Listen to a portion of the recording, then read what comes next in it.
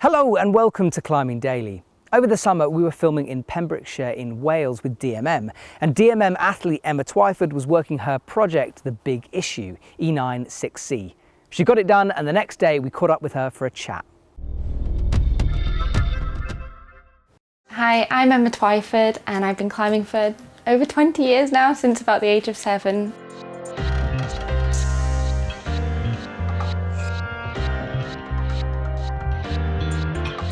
I'm mainly a trad climber, but I also love to sport climb, a little bit of bouldering every now and again.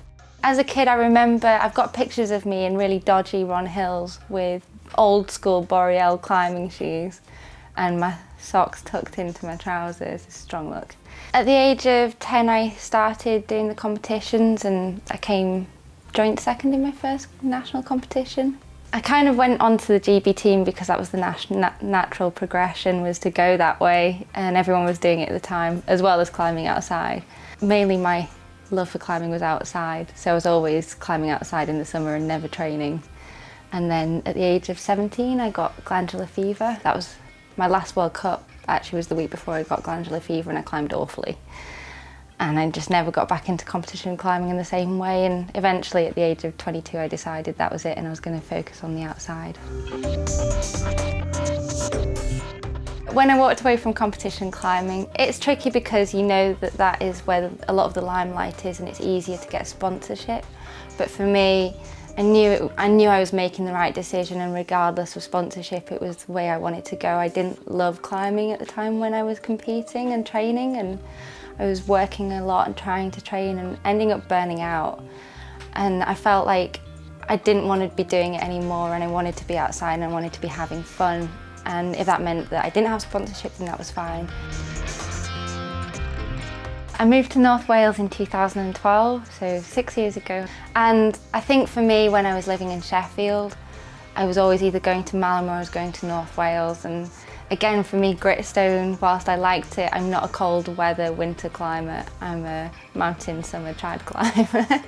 And it just drew me over that way, and I kind of love being there. It's great. For me with trad climbing, I started out at the age of 7 trad climbing, and I've always had the history. We've always had lots of trad climbing guidebooks. It's always what I've done with my dad, and a lot with James McAfee. I grew up climbing with him and Adam Hocking. So I was always going into that avenue of climbing. And for me, I love the history behind it, and just reading a lot of the books and knowing that back in the day there was all these guys like really pushing it. Even now some of those routes are like iconic, must do, classic test pieces, and just going and doing some of them and repeating some of them feels amazing to go and do them. So for me, sport climbing, it's always been there and it's always something that I've enjoyed doing. I guess for me, my actual first big milestone was probably flashing Statement of Youth, in that no one was really, in terms of females, no one was really flashing 8A in the UK because it's just that type of style where it's not very flashable. So for me, that's actually probably still one of my proudest achievements on sport climbing. It's not hard, but it's hard enough. And then I climbed my first 8C with Unjustified, but probably more recently actually Mind Control. Funnily enough for me, and that's subjective, is that Mind Control took me a lot less time. But maybe that's just that I've got stronger and fitter and better, I don't know. Or it suited me.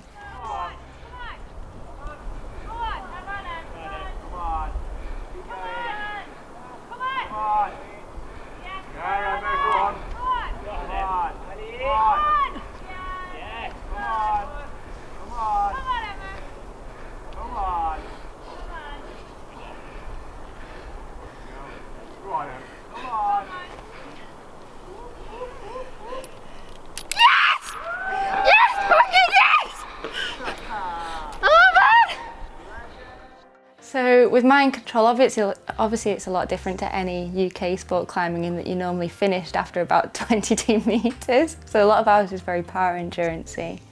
Whereas Mind Control, it's 50 metres. Actually, it was James McAfee who recommended it as one of, if not the best 8Cs ever climbed.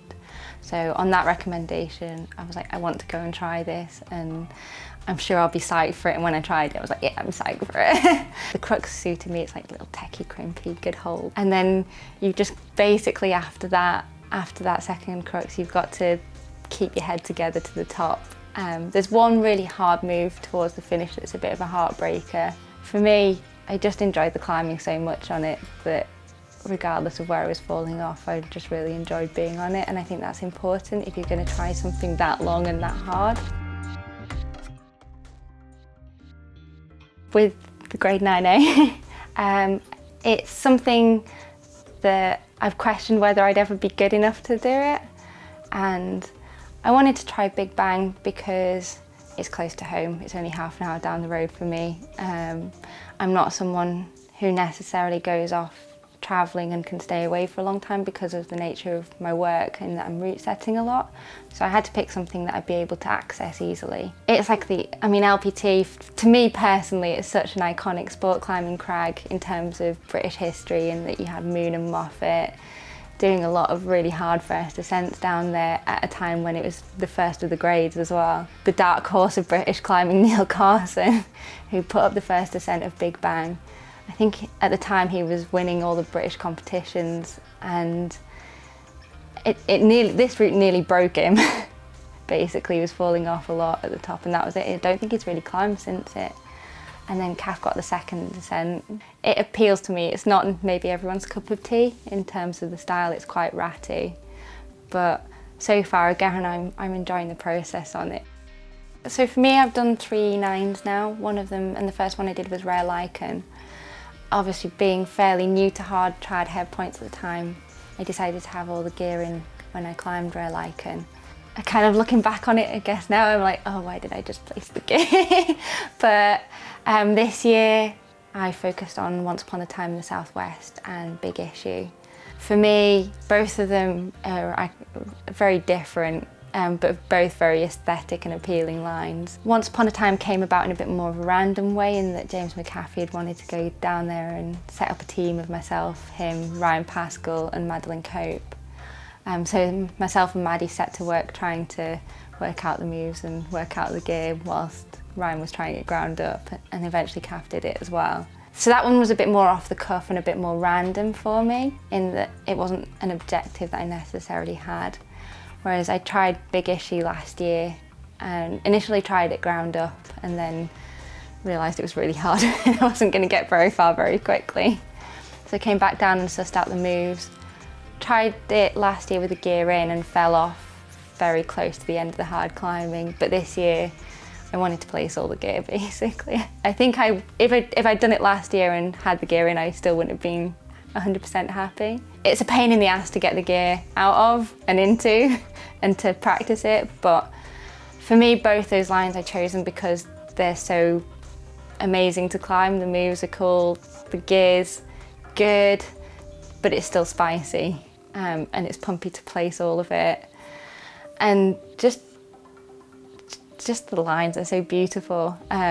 Especially Big Issue, that is the one that I really wanted to do this year. So with Once Upon a Time in the Southwest, I climbed it in May as we went back down as a bit of a team.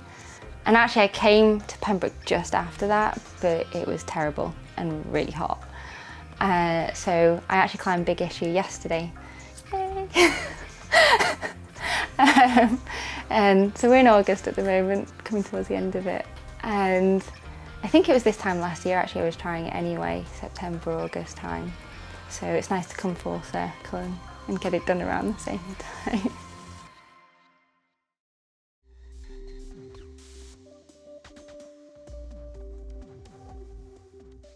Thanks Emma, and thanks to DMM for having us, and good luck with all of your future projects. Thanks for watching, and I'll see you soon.